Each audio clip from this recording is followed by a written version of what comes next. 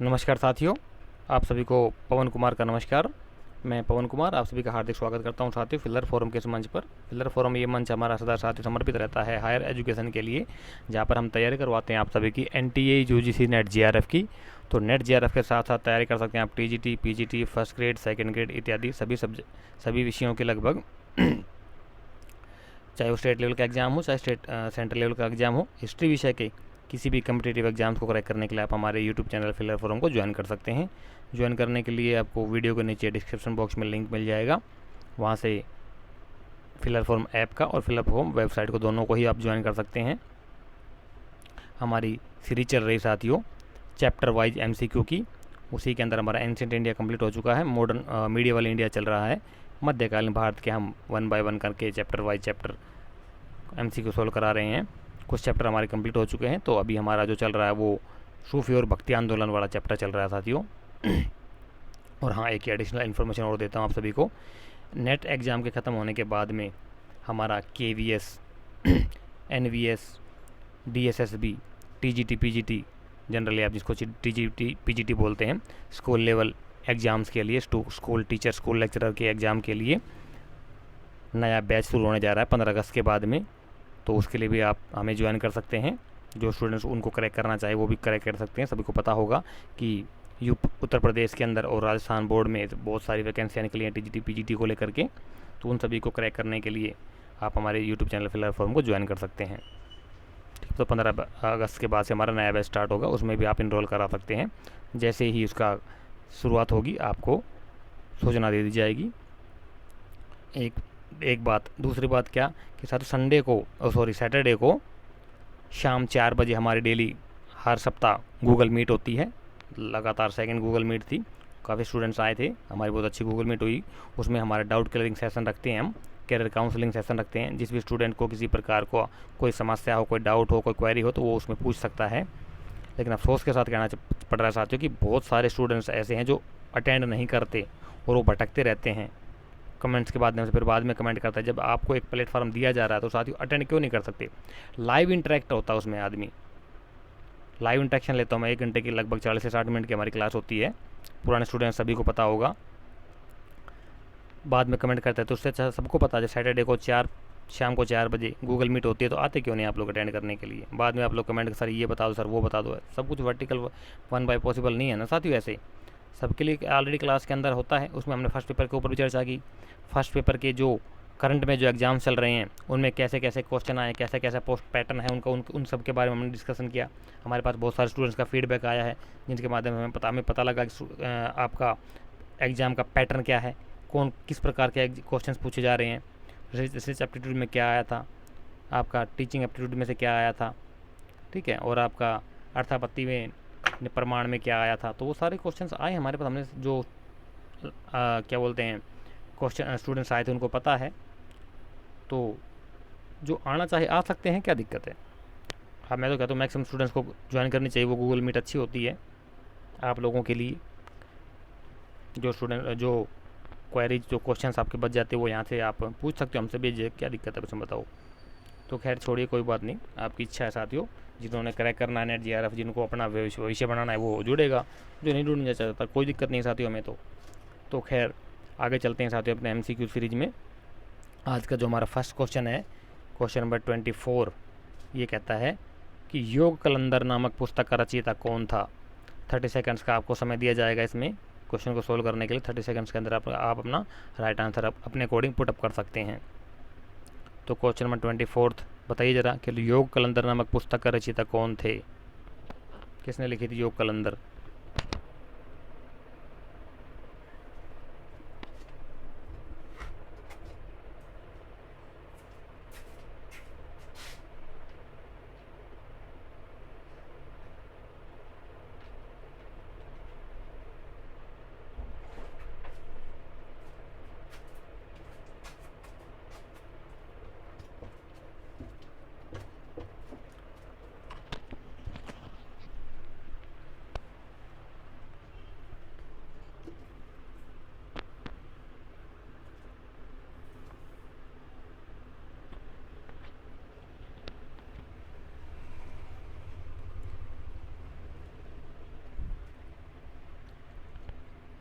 तो साथियों question number 24 का जो राइट आंसर होगा वो होगा आपका ऑप्शन नंबर सी।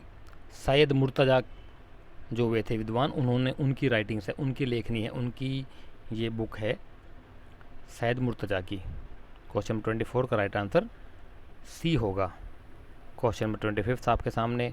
नेक्स्ट क्वेश्चन क्या कहता है कि निम्नलिखित में से कौन वैष्णव धर्म के सनक संप्रदाय का आचार्य था। क्या बात है, वैष्णव धर्म संप्रदाय सनक था उसका। वैष्णव धर्म जो है एक बड़ी चीज़ है साथियों। देखिए ऐसे जैसे मान लीजिए वैष्णव धर्म है, ठीक, इसमें बहुत सारे संप्रदाय हुए हैं, तो इसमें एक संप्रदाय हुआ था सनक संप्रदाय, ठीक। इसके जो आचार्य थे वो कौन थे। 4 ऑप्शन दिए गए, उन चारों में से आपने राइट आंसर पुटअप करना है। बताइए ज़रा।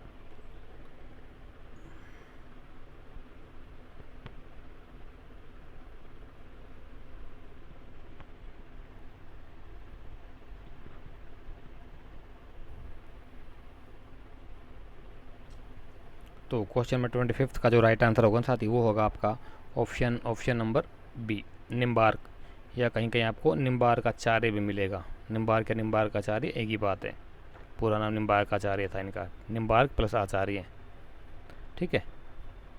तो इस प्रकार से इसका राइट आंसर हो जाएगा बी। क्वेश्चन नंबर 26 आज का थर्ड क्वेश्चन क्या कहता है कि निम्नलिखित में से किसने कभी संन्यास ग्रहण नहीं किया था।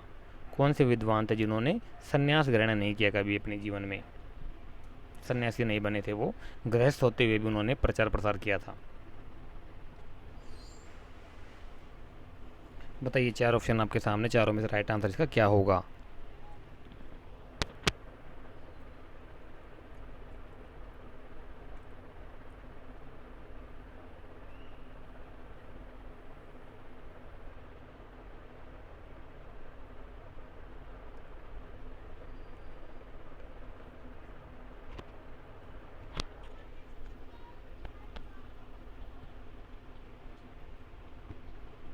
तो क्वेश्चन नंबर 26 का जो राइट आंसर होगा साथी वो होगा आपका option number D, Vallabhacharya. Vallabhacharya ने कभी अपने जीवन में संन्यास ग्रहण नहीं किया था।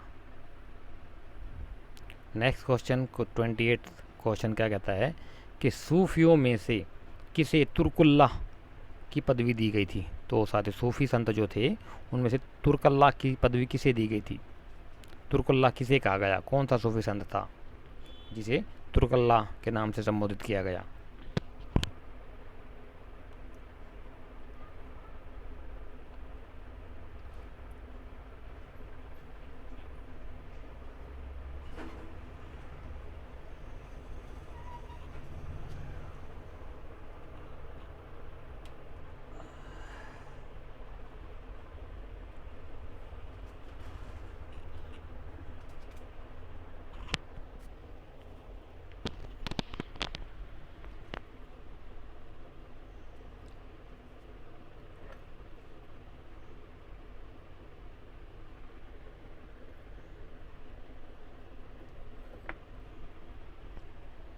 तो क्वेश्चन नंबर 28 का जो राइट आंसर होगा ना साथियों वो होगा आपका ऑप्शन नंबर ए, अमीर खुसरो। अमीर खुसरो को दी गई थी पोस्ट आपकी तुर्कल्लाह की। 27 क्वेश्चन मिसिंग है, कोई बात नहीं, छोड़ दो उसको।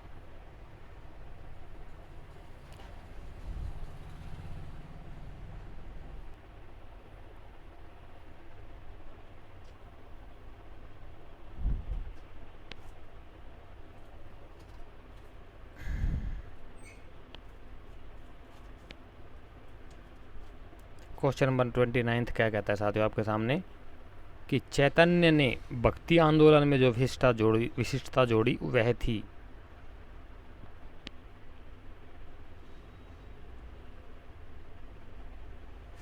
कौन सी थी। चैतन्य महाप्रभु जो हुए थे इनका पूरा नाम चैतन्य महाप्रभु था। ये जो थे विष्णु के अवतारों में ज़्यादा विश्वास रखते थे। तो कहता है कि उन्होंने भक्ति आंदोलन में जो विशिष्टता जोड़ी थी ना, वो क्या थी? राइट आंसर बताइए साथियों।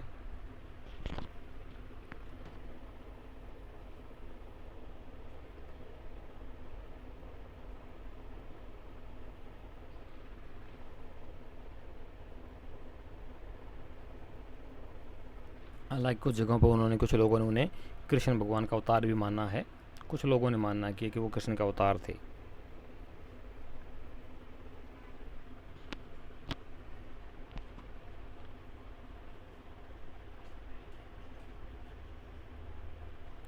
तो क्वेश्चन नंबर 29 का जो राइट आंसर होगा साथी, वो होगा आपका ऑप्शन नंबर बी, कीर्तन को। जैसे आजकल देखो ना, कीर्तन होते हैं ना, घरों घरों में कीर्तन जो होते हैं, जागरण इस प्रकार से होते हैं। तो वहाँ से उन्होंने परंपरा चलाई थी, गली गलियों में, गांव गांव में जाकर कीर्तन करते थे वो लोग, सत्संग के टाइप में। ढोलक गले में लटका के, आज भी देखा होगा आपने, कृष्ण के नाम पर आपका ये एक संप्रदाय है, हरे कृष्ण हरे रामा जय हो गोपाला करके जो गाते हैं ना, गले में ढोलक लेकर भी। फॉरेनर्स भी बहुत ज़्यादा गाते हैं, मिल जाएंगे आपको।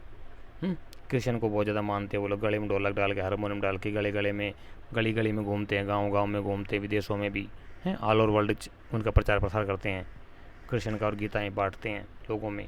तो वो सिस्टम वहीं से निकला।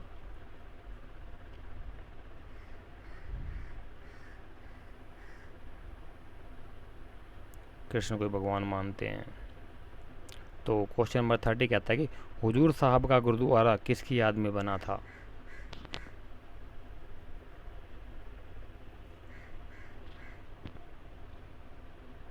बताइए साथियों, क्वेश्चन नंबर 30 का राइट आंसर क्या होगा?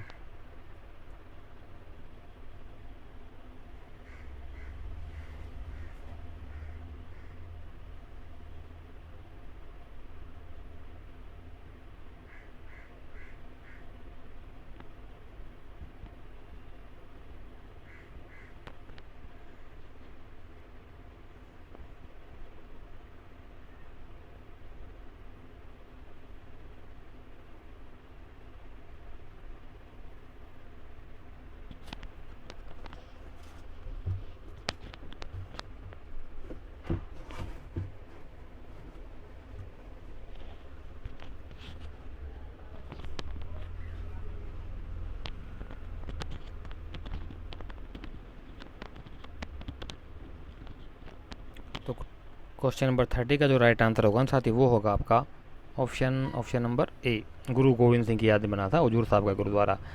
इसका एक और भी है, साथ ही थोड़ा ध्यान रखना, हमेशा कन्फ्यूजन मत होना।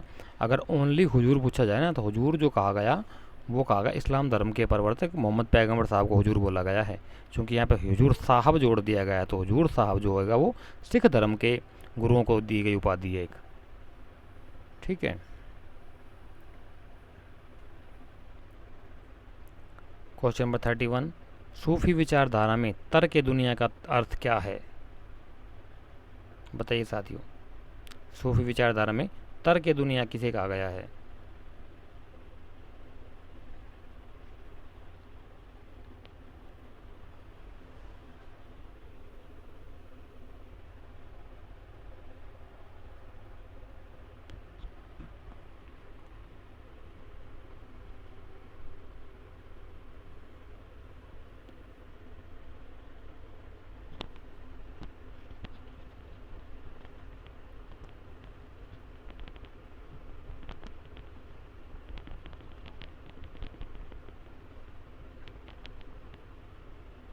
क्वेश्चन नंबर 31 का जो राइट आंसर होगा साथी, वो होगा आपका ऑप्शन नंबर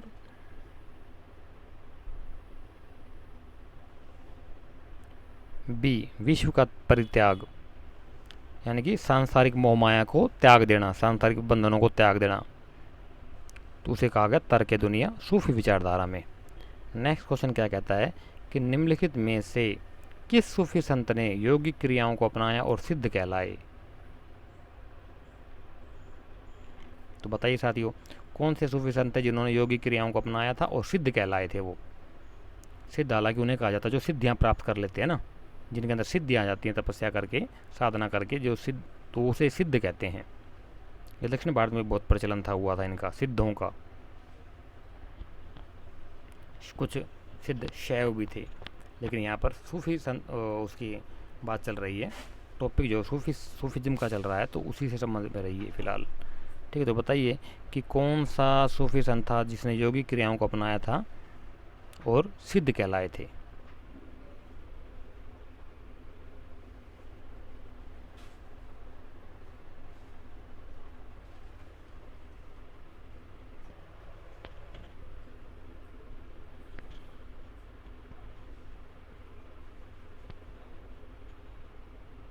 तो क्वेश्चन नंबर 32 का जो राइट आंसर होगा ना साथी, वो होगा आपका ऑप्शन नंबर सी, निजामुद्दीन औलिया की दरगाह कहाँ पर है बताइए ज़रा।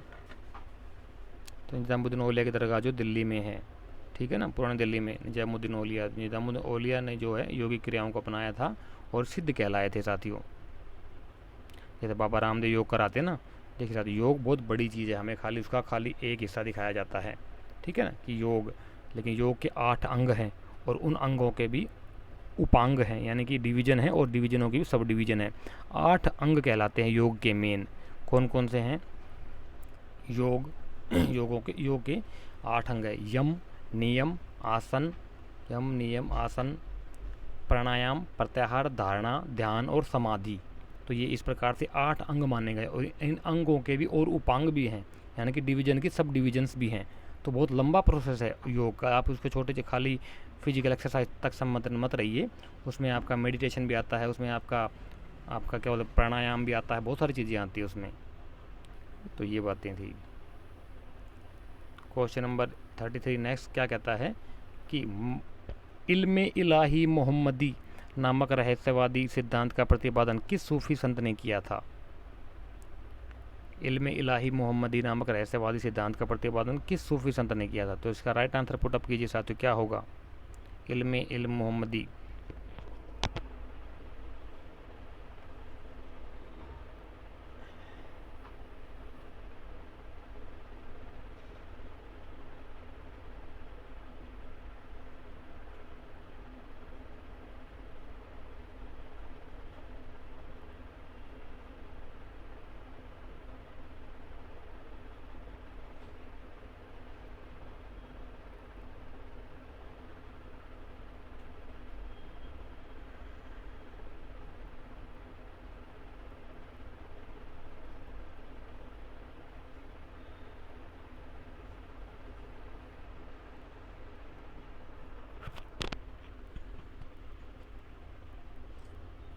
क्वेश्चन नंबर 33 का जो राइट आंसर होगा साथी, वो होगा आपका ऑप्शन नंबर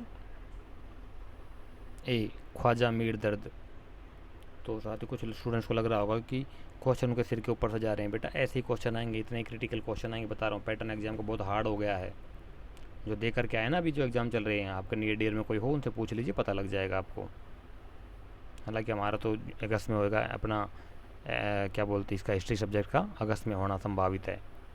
फिक्स डेट नहीं आई है, लेकिन जहाँ तक मुझे अनुमान है 12 अगस्त को तैयार रहिए साथियों। 1 अगस्त में पहला एग्ज़ाम जो होगा हिस्ट्री कॉमर्स वालों का पहले ही होगा, हर बार की तरह। तो कहता है नेक्स्ट क्वेश्चन कि निम्नलिखित में से किसका निधन वाराणसी में हुआ था। कौन से जो विद्वान थे जिनका निधन, जिनकी डेथ जो वाराणसी में हुई थी, बताइए साथियों।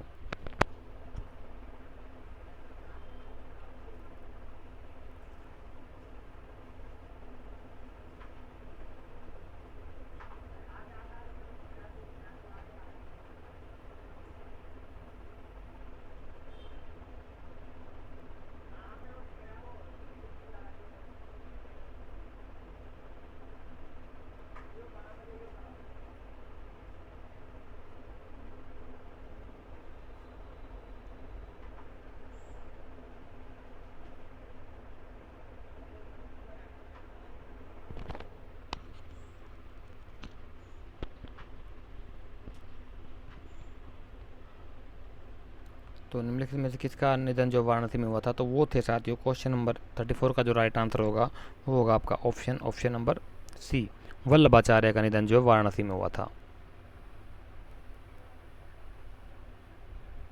नेक्स्ट क्वेश्चन कहते हैं कि मराठा संत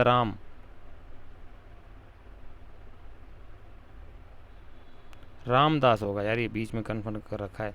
मराठा संत जो है रामदास, मराठा संत जो थे रामदास, जिनका नाम था रामदास इकट्ठा आएगा, संत अलग होगा इसमें से, ठीक है ना।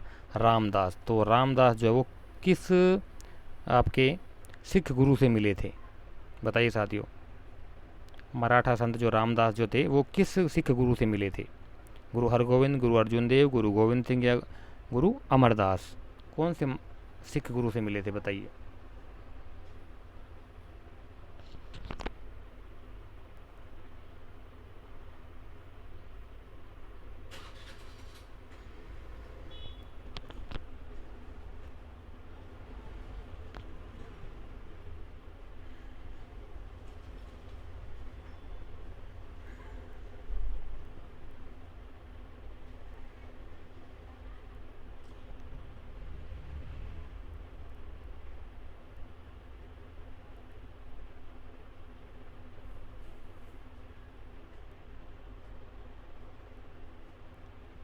क्वेश्चन नंबर 35 को जो राइट आंसर होगा साथी वो होगा आपका ऑप्शन नंबर ए, गुरु हरगोविंद से मिले थे मराठा संत रामदास।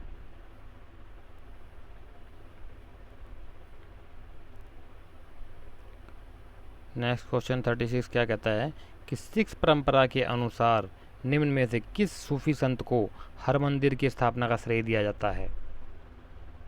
बताइए साथियों, सिख परंपरा के अनुसार निम्नलिखित में से कौन सा सूफी संत था जिसने हरि मंदिर की स्थापना की थी?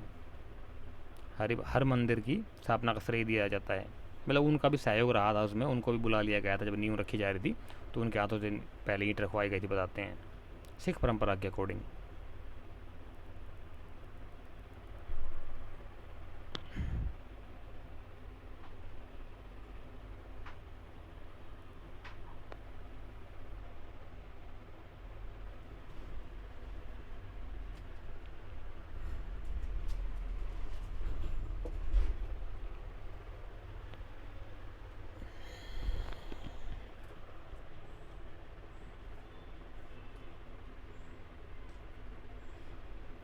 तो क्वेश्चन नंबर 36 का जो राइट आंसर होगा साथियों वो होगा आपका ऑप्शन नंबर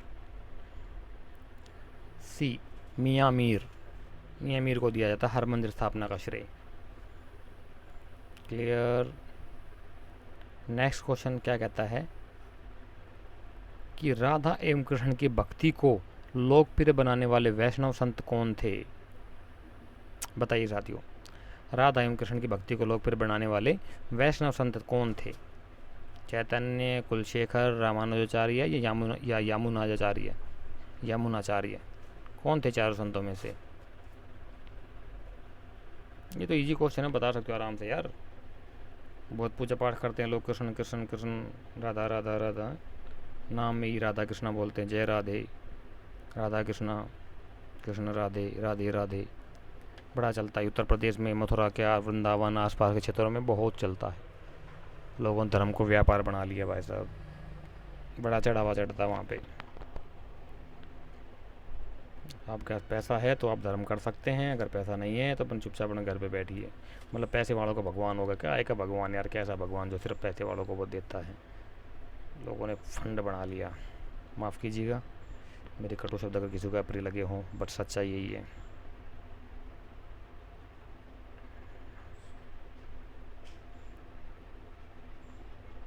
क्वेश्चन नंबर 37 का जो राइट आंसर होगा साथी वो होगा आपका ऑप्शन नंबर ए, चैतन्य महाप्रभु भी इनका पूरा नाम मिलेगा आपको कहीं कहीं, चैतन्य महाप्रभु।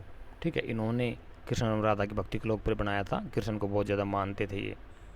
ठीक है, गली गली में कीर्तन की परंपरा इन्होंने शुरू की थी, गांव गांव जा कर के कीर्तन करते थे ये लोग, ढोलक गले में डाल करके बोलते हैं जय राधे जय कृष्णा, जय हो गोपाला। क्या बात है।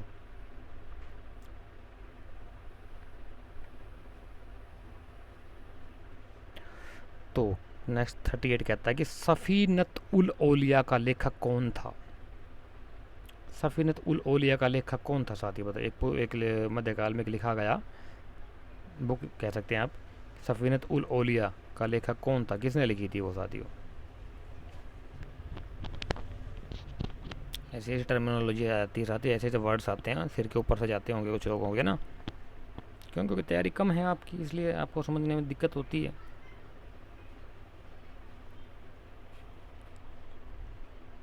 क्वेश्चन नंबर 38 का जो राइट आंसर होगा आपका वो होगा ऑप्शन नंबर ए। ये मुग़ल बादशाह था साथियों, दारा शिकोह। बादशाह तो नहीं कह सकते, खैर हाँ, मुग़ल शासकों में से शासक का भाई था यार, ये औरंगजेब का भाई था।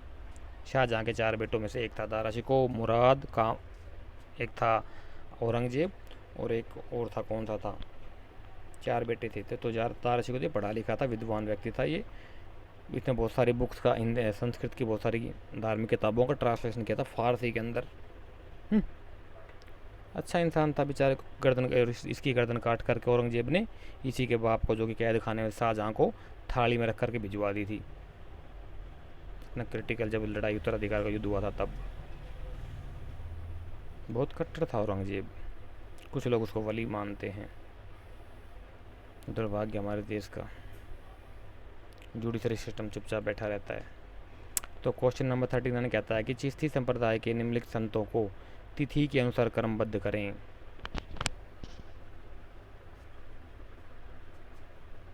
According to date, according to time period, किसका टाइम पीरियड पहले था, किसका कौन बाद में हुआ था।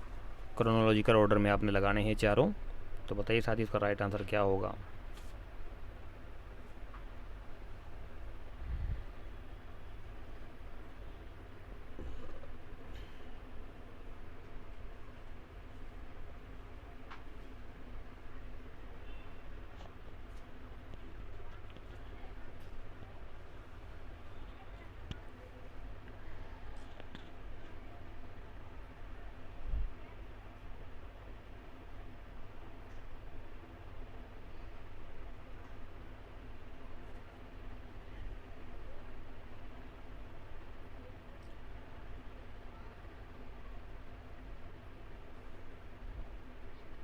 तो क्वेश्चन नंबर 39 को जो राइट आंसर होगा साथी वो होगा आपका ऑप्शन नंबर डी, 3 1 4 2।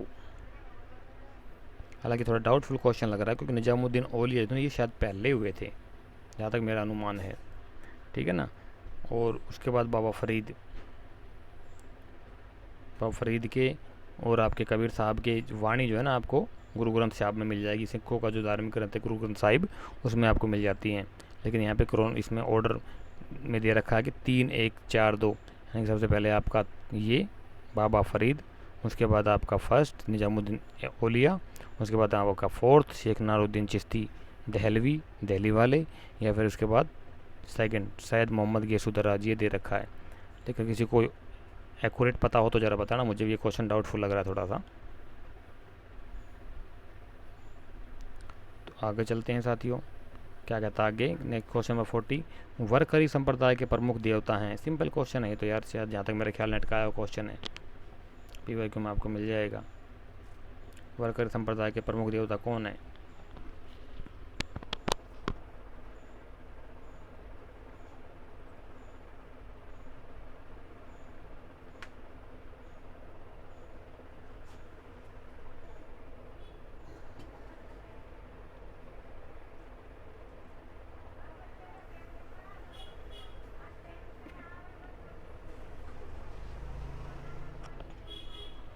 तो क्वेश्चन नंबर 40 का जो राइट आंसर होगा ना साथी वो होगा आपका ऑप्शन नंबर डी, विट्ठल।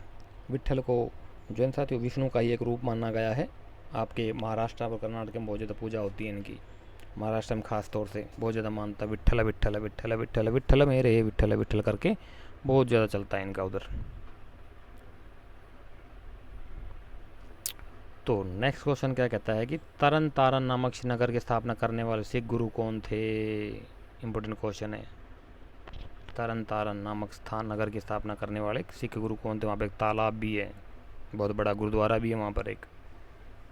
तो बताइए जरा किसको किससे कौन से सिख गुरु से संबंध रखता है तरन तारन नामक नगर।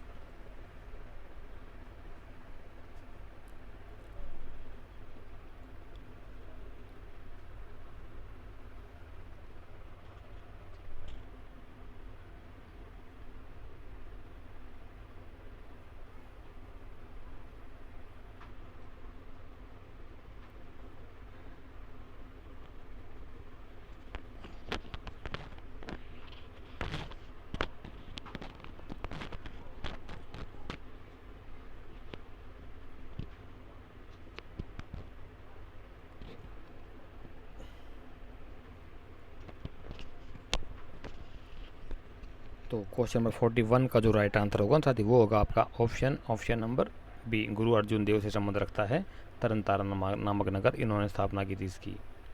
नेक्स्ट क्वेश्चन कहता है क्या कि निम्नलिखित में से कौन 16वीं शताब्दी में कर्नाटक में दासकूट आंदोलन में संबंध था।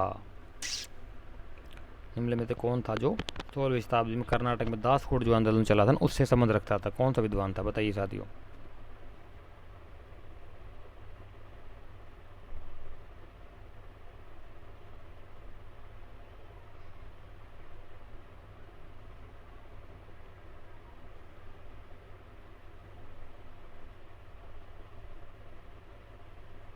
तो क्वेश्चन नंबर 42 का जो राइट आंसर होगा साथियों आपका वो होगा ऑप्शन नंबर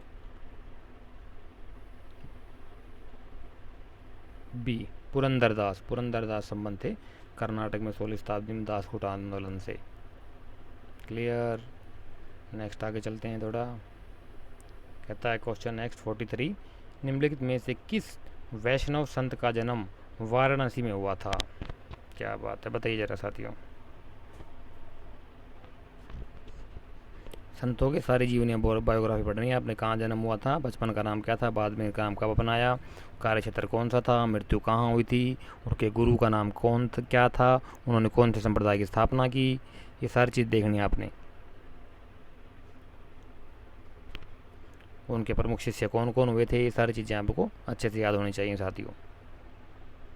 ये सारी चीज़ जब तक आप पढ़ोगे ना डीपली, थ्योरिकल नहीं पढ़ोगे जब तक नहीं याद होनी। फैक्ट्स पे डायरेक्ट मत जाया करो, पहले थ्योरी पढ़ो उसके बाद उन्हीं में से क्वेश्चंस बनते हैं, उन्हीं में से एमसीक्यू बनते हैं आपके। अगर आपकी थ्योरी अच्छी पढ़ी हुई है, आपने कॉन्सेप्ट आपका क्लियर है तो एमसीक्यू आप आराम से सॉल्व कर सकते हो, अदरवाइज तुक्के मारोगे।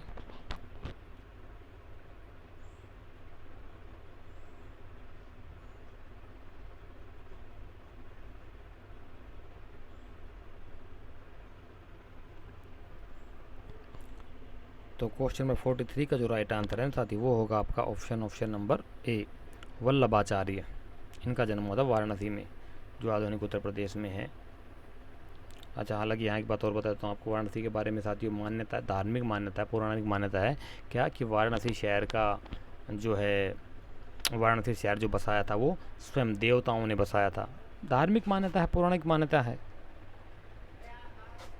तो क्वेश्चन नंबर नेक्स्ट आपके सामने 44, निम्नलिखित सूफी शाखाओं में से किसमें संगीत निषिद्ध है, यानी कि संगीत की मनाही की गई है। एक सूफियों की ऐसी शाखा है जिसमें संगीत को बजाना मना है, संगीत की मनाही की गई है उसमें, बताइए कौन सी वो शाखा है सूफियों की।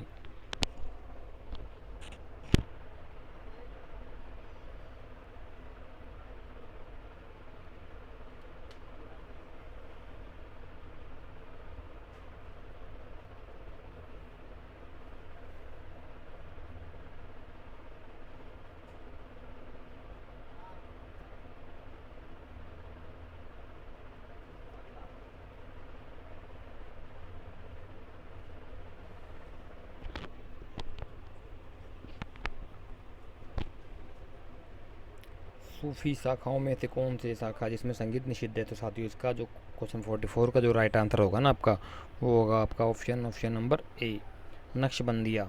नक्शबंदियों में तो जो है संगीत की मनाही, इसमें कोई ढोल नगाड़े ताशे गाना बजाना मना है। बाकी चिश्तिया में और कलंदरिया में और शाखाओं, कुछ शाखाएँ हैं जिनमें आप समा बांध सकते हैं, मतलब गाना बजाना कर सकते हैं अपने जो भी उनकी परंपरा होती है उसके अकॉर्डिंग, पर नक्शबंदिया में नहीं कर सकते। और यही कारण है साथियों कि औरंगजेब जो था ना वो इसी शाखा से संबंध रखता था, नक्शबंदिया। इसी कारण उसने दरबार में संगीत और बहुत सारी चीज़ें बंद करा दी थी, है ना, पढ़ा होगा आपने, यही उसका कारण है। संगीत ना अच्छा है ना मुबाह, संगीत मुबाह है ना अच्छा है ना बुरा है, वो स्टेटमेंट आई ना, पढ़ी होगी आपने, PYQ का आया क्वेश्चन है। संगीत मुबाह है ना अच्छा है ना बुरा है, पखावत के बिना मैं संगीत नहीं सुन सकता, खुद जबकि वो बांसुरी बजाने में भी निपुण था।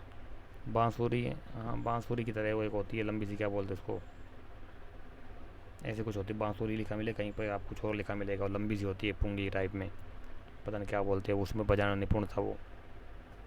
तो बोलिए साथी क्वेश्चन नंबर 45 का राइट आंसर क्या होगा कि मीर सैयद अली हमदानी एक सूफी कवि थे, कौन सी शाखा के थे।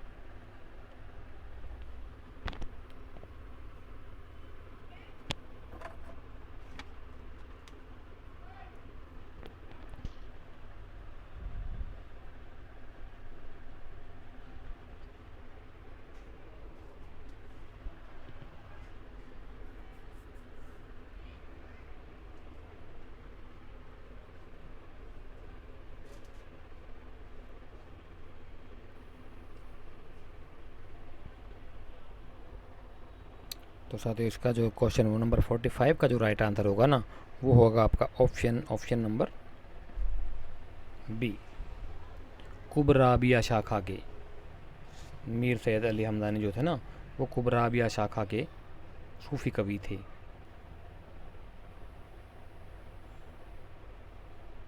क्वेश्चन नंबर 46 कहता है कि वहदत उल वजूद, कहीं पर अल वजूद मिले, कहीं पर उल वजूद मिलेगा, एक ही बात है, ठीक है। तो वहदत उल वजूद की अवधारणा जिसे अकबर का समर्थन प्राप्त था, का अभिप्राय क्या था? इंपॉर्टेंट क्वेश्चन है साथियों, बताइए।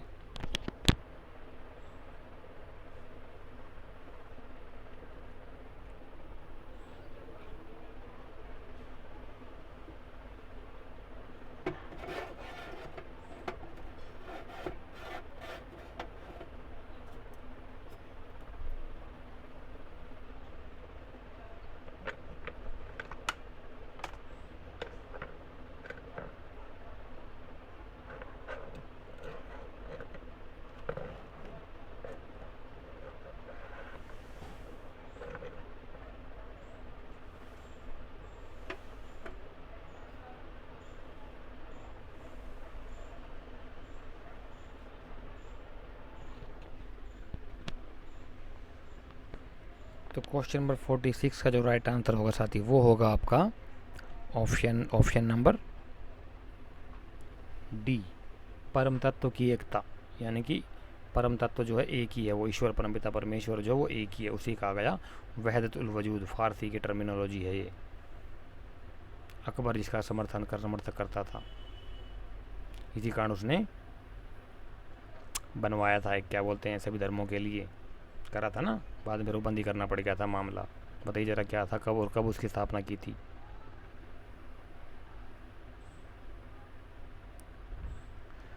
नेक्स्ट क्वेश्चन कहता है कि निम्नलिखित में से किसने क्षत्रियों द्वारा परिवार एवं समाज में निभाई जाने वाली महत्वपूर्ण भूमिका की अपने उपदेशों में पहचान की?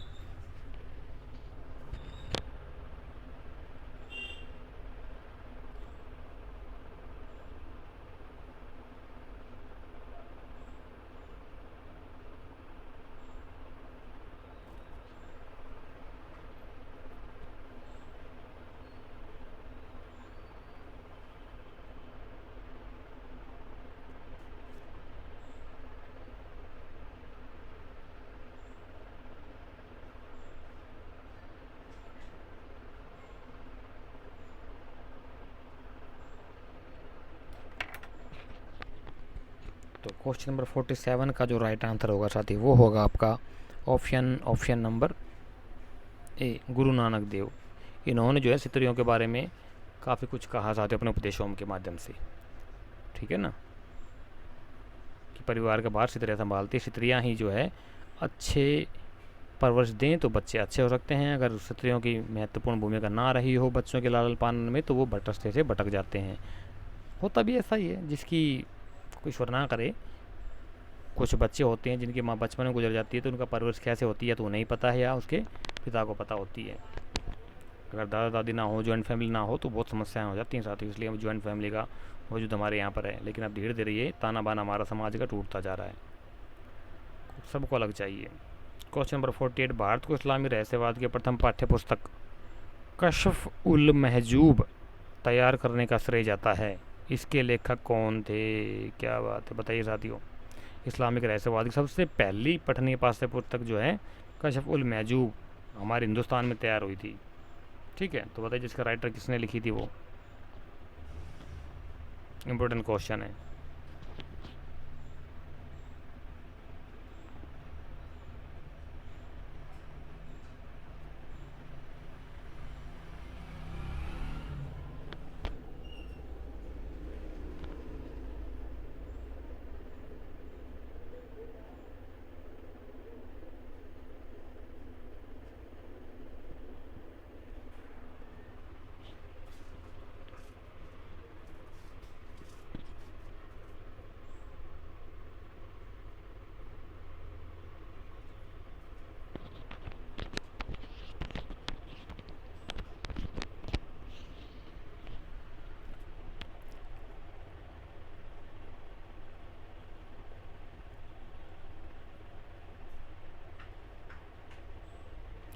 क्वेश्चन नंबर 48 का जो राइट आंसर होगा साथी वो होगा आपका ऑप्शन नंबर डी, अल हुजविरी।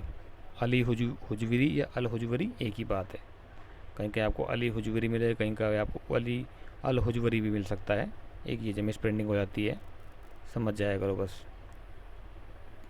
नेक्स्ट कहता है क्वेश्चन नंबर 49 कि भारत में चिश्ती सूफियों ने विलायत नामक संस्था विकसित की, जिसका उद्देश्य निम्नलिखित में से किस एक से था। साधारण भाषा में कहा जाए तो विलायत का क्या मतलब है, विलायत से क्या अर्थ समझते हैं आप, विलायत का अर्थ बताइए।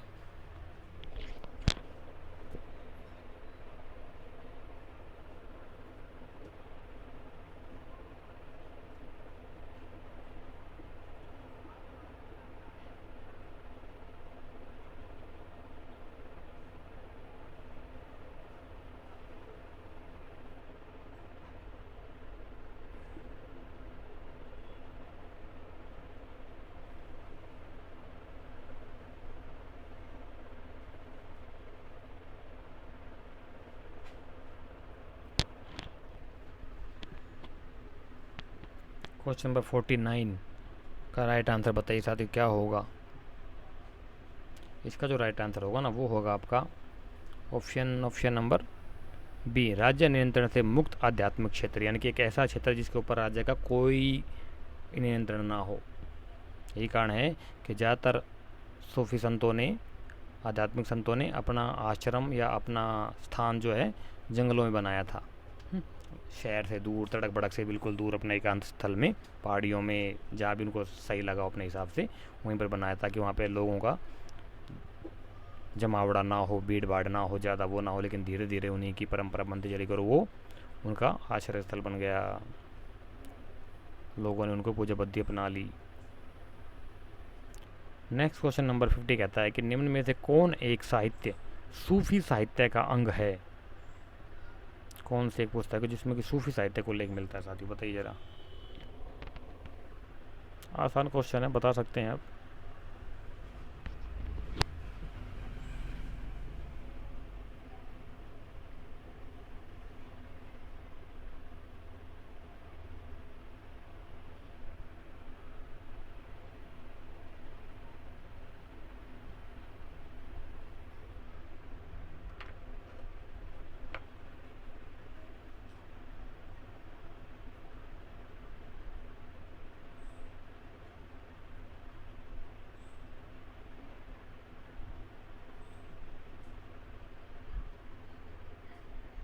तो क्वेश्चन नंबर 50 का जो राइट आंसर होगा ना साथी वो होगा आपका देखिए साथी, इन क्वेश्चन को सोल्व करने के लिए देखिए क्या करना पड़ेगा। आपने पहले पढ़ा हुआ है रेला जो थी साथी, आपको सबको पता होगा किसकी लिखी हुई थी और उसमें क्या लिखा गया और किस शासक से संबंधित थी। मोहम्मद बिन तुगलक के टाइम पीरियड में लिखा हुआ है, ठीक है ना। इब्न बतूता के द्वारा रेला लिखी गई थी।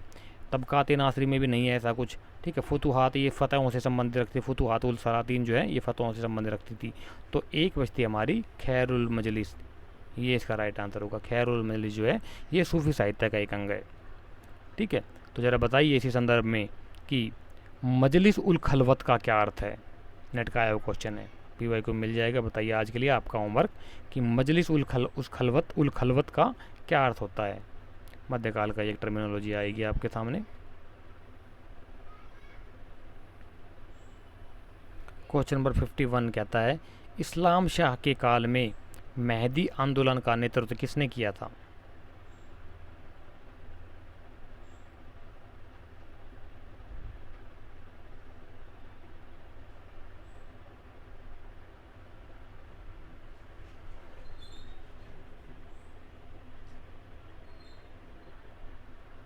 तो क्वेश्चन नंबर 50 राइट का बताइए साथियों, राइट आंसर क्या होगा।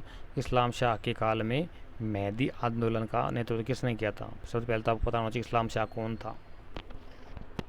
उस समय में एक आंदोलन हुआ था मेहदी आंदोलन, उसका लीडर कौन था, किसने उसको लीड किया था। तो नाम बताइए साथियों उस शख्स का। Question number 51।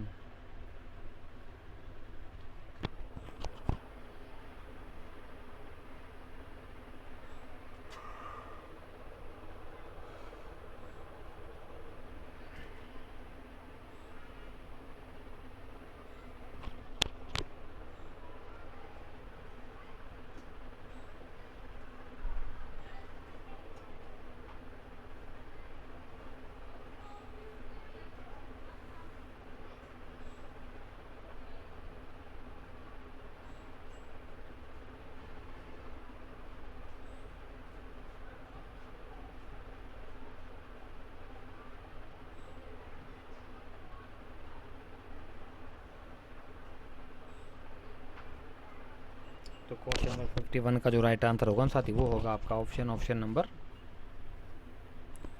B. Sheikh Alai ने इसका नेतृत्व किया था। इस्लाम शाह जो था ये शेर शाह सूरी का ही एक वंशज था, इस्लाम शाह सूरी। ठीक है,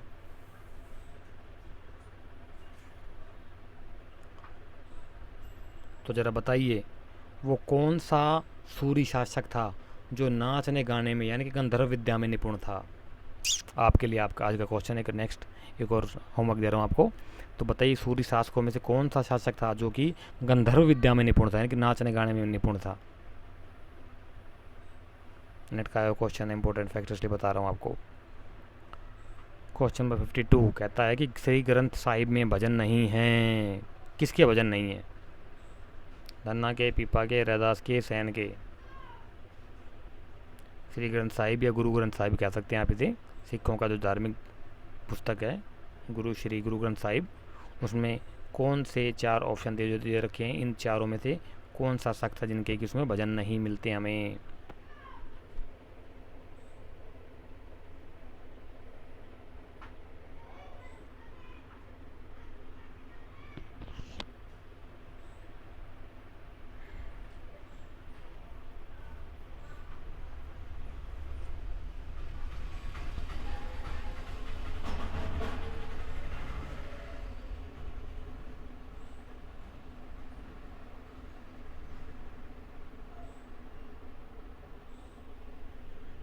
तो क्वेश्चन नंबर 52 का जो राइट आंसर होगा ना साथी, वो होगा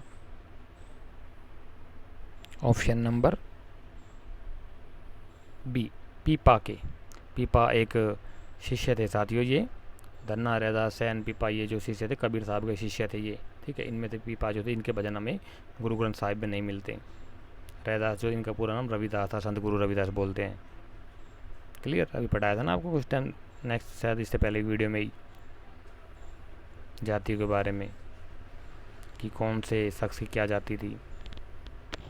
जातियाँ जरूर पूछेंगे और कुछ पूछे ना पूछेंगे ये भी ना।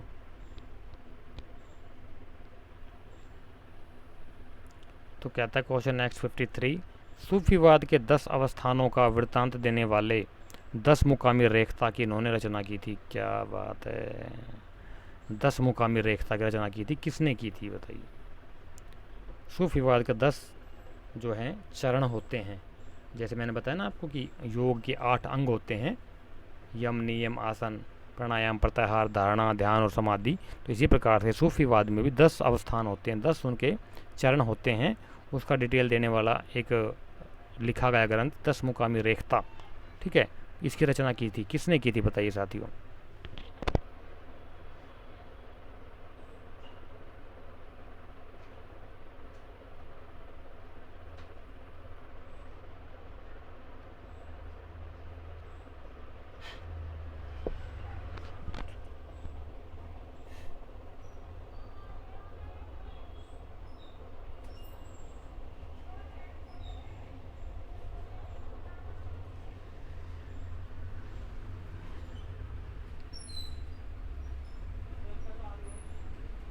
तो क्वेश्चन नंबर 53 का जो राइट आंसर होगा ना साथी, वो होगा आपका ऑप्शन नंबर ए, मंसूर अल हज्जाज। मंसूर अल हज्जाज साथी एक विद्वान थे। ये अभी आए ना अंकल।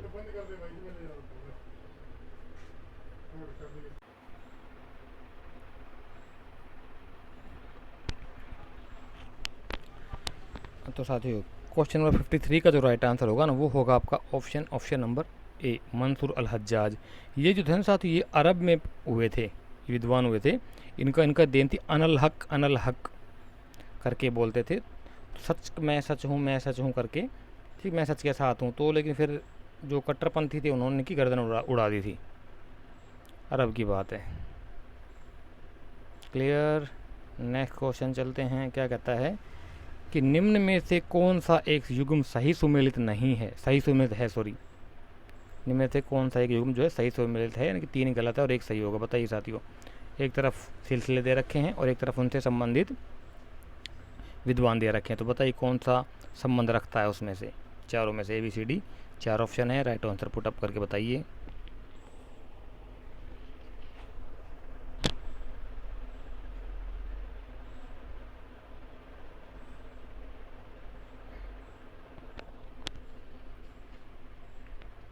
इसका जो राइट आंसर होगा साथी वो होगा आपका ऑप्शन नंबर ए।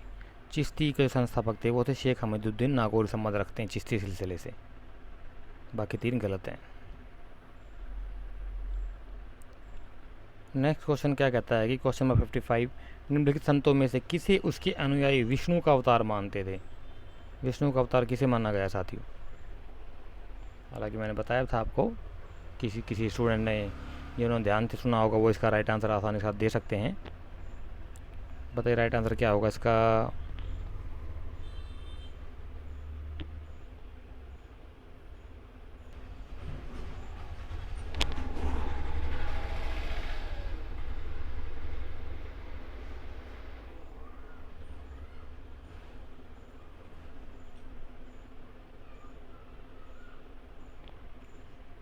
तो क्वेश्चन नंबर 55 का जो राइट आंसर होगा साथी वो होगा आपका option number D, Chaitanya Mahaprabhu. मैंने अभी बताया था ना ऊपर जब आया था क्वेश्चन, तो चैतन्य महाप्रभु के अनुयायी उसे विष्णु का अवतार मानते थे।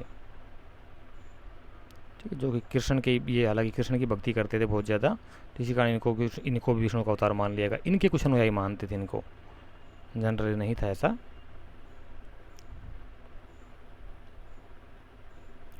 तो क्वेश्चन नंबर 56 कहता है, निम्नलिखित सूफियों में से किसने वहदत उल वजू शुहूद मत का समर्थन किया?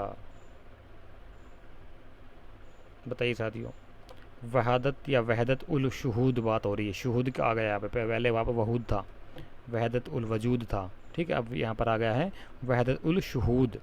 ये फ़ारसी टर्मिनोलॉजी है, फ़ारसी भाषा के शब्द हैं।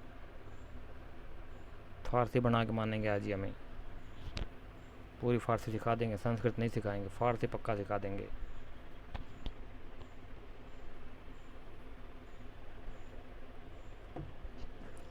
तो बताइए साथियों राइट आंसर क्या होगा क्वेश्चन नंबर 56 का?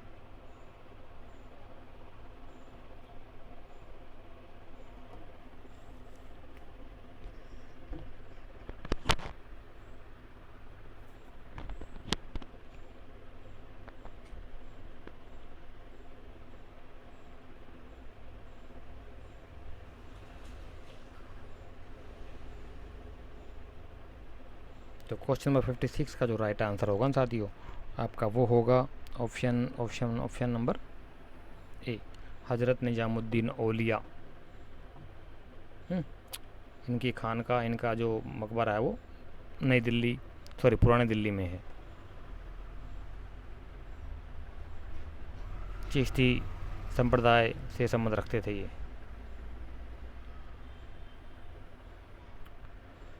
नेक्स्ट क्वेश्चन नंबर 57 कहता है कि कौन प्रसिद्ध सूफी संत अवध में पैदा हुए थे? अवध, आज का अवध कहाँ का, कौन कौन से ज़िले हैं उसमें ज़रा बताइए साथियों। उस समय का अवध में आज का कौन सा ज़िला आता है? उत्तर प्रदेश में है ये क्षेत्र। कौन कौन क्षेत्र इसमें आते हैं, कौन कौन डिस्ट्रिक्ट में आते हैं उस समय का अवध, और आज का उत्तर प्रदेश के कौन से डिस्ट्रिक्ट आते हैं उसमें?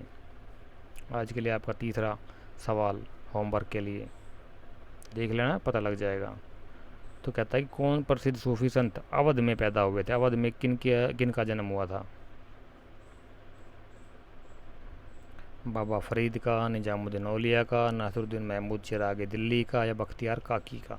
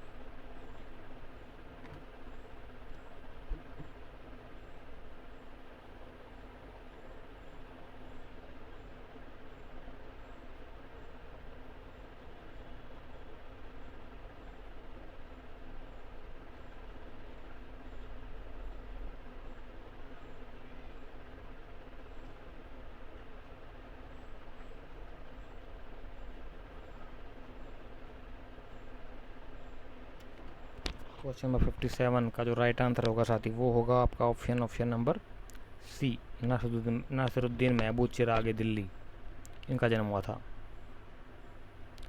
दक्कन में चिश्तिया सिलसिला की प्रसिद्धि के कारक थे।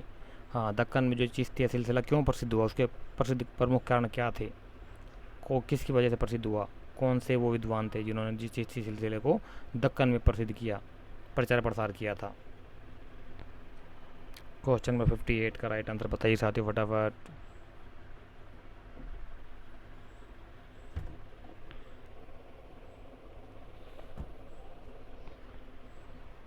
तो क्वेश्चन नंबर 58 का जो राइट आंसर होगा साथी वो होगा आपका ऑप्शन नंबर ए, गेसुदराज, इनकी वजह से प्रसिद्ध हुआ था सिलसिला चिश्तिया दक्कन में। 59 नरसिंह मेहता किस भक्ति शाखा से जुड़े थे। सिंपल क्वेश्चन है यार, सबको पता होगा। बड़ा सोना बरसा था भाई साहब राजस्थान के खेतों में, याद है ना। नरसिंह सेठ हुए थे एक, बहुत हमारे उत्तर भारत में बहुत चलता है उनका। राजस्थान, हरियाणा, पंजाब की तरफ ये तरह जो है उनका बहुत चलता है भाई साहब। तो ये जो थे, तो क्वेश्चन नंबर 59 का जो राइट आंसर होगा ना साथी वो होगा आपका ऑप्शन नंबर बी। ये वैष्णव भक्ति से जुड़े हुए थे और कृष्ण को भगवान मानते थे। ठीक है ना, कुछ ऐसा हुआ था कि इन्होंने सब कुछ छोड़ छाड़ करके ये सन्यासी बन गए थे। बहुत कंजूस सेठ थे ये। कुछ ऐसा हुआ था कि ये छोड़ छाड़ कर, इनकी एक मात्र बेटी थी, उसका जब शादी होती, उसकी बेटी की शादी होती तो वो भात नौतने के लिए आती है और फिर वो भात भरने के लिए जाता है। तो उसके बारे में यहाँ हमारे में हरियाणा में गाना चलता है कि नरसी भात भरने चल रहा है, इस तरह से चला नरसी भाती बन के, टूटी थी गाड़ी जोड़ के, इस तरह हरियाणवी में बहुत लंबा बात वो चलता है, एक राग गीत,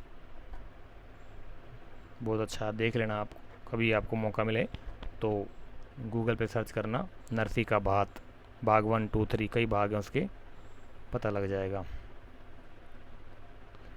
भगवत गीता की टीका भावार्थ दीपिका के लेखक हैं, कौन है साथी बताइए। इसमें एक गाना और आता है कि गाड़ी आले मने बैठा ले, एक वे गाड़ी ठाम भगत में आ लिया। कृष्ण भगवान जो है उसका एक ग्वाले का रोल करके वहाँ खड़े होते हैं, फिर वो उनकी टूटी हुई गाड़ी को सुधारते भी हैं, फिर उसमें बैठ कर जाते हैं। वो कहता है मुझे बैठा ले एक बार, मैं भी चलता हूँ, तेरी जाना मेरे को। कह रहे नहीं, तू पैदल हो ले। फिर नरसिंह मेहता के साथ में चलते हैं, फिर वो कृष्ण भगवान, फिर वहाँ जाके बात भरते हैं उसकी बेटी का। 1.25 पैर तक, पता नहीं 3 पैर तक साथ सोने की बारिश होती थी, वही थी बताते हैं, इतना धन धान्य दिया था उसको।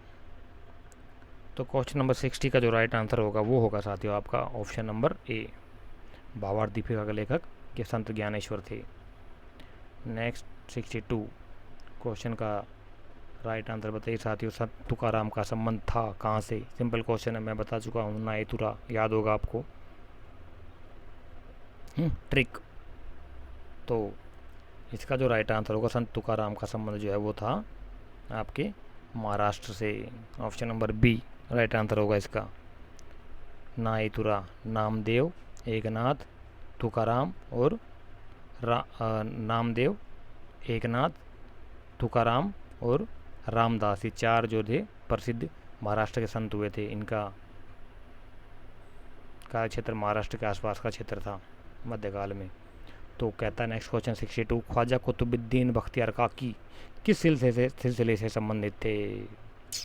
बताइए साथियों, किस सिलसिले से संबंध रखते थे ख्वाजा कुतुबुद्दीन बख्तियार काकी, जिनके नाम पर कुतुबुद्दीन ऐबक ने कुतुब मीनार बनाई थी, बताते हैं तथाकथित कुतुब मीनार।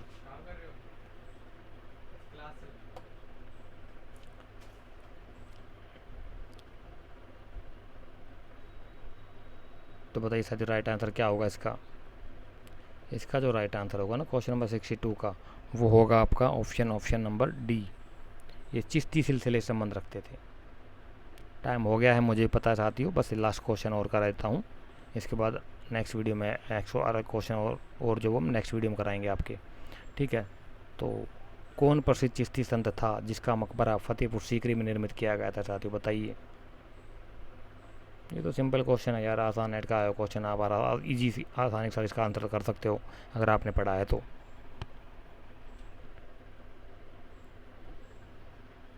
इसका जो राइट आंसर होगा साथी वो होगा आपका option number A, Sheikh Salim Chishti, जो कि अकबर के गुरु थे, जिनका अकबर बहुत मानता था। इन्हीं के नाम पर इन्होंने अपने बेटे जहांगीर का नाम सलीम रखा था, सलीम जहांगीर। ठीक है, इनकी दरगाह वहीं पे थी फतेहपुर में इनका मकबरा बना दिया था फिर।